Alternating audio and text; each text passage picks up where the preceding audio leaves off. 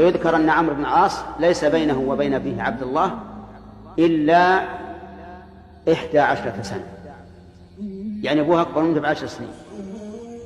ويمكن هذا يعني أبو 11 سنة لا تستغرب لو جاء ولد، إذا تزوج وجامع زوجه لا تستغرب. وأما بالنسبة لنظر الطفل للمرأة فليس مقيدا بالبلوغ، بل هو مقيد بما إذا عرف من الطفل أنه ينظر إلى المرأة نظر شهوة، فإذا علم ولو لم يكن له إلا 10 سنوات فإنه يجب عليها أن تحتجب عنه. بعض الأطفال من حين ما يتم له 10 سنوات وهو ينظر إلى النساء تحس أنه ينظر نظر شهوة، وهذا يختلف كما قلت لكم.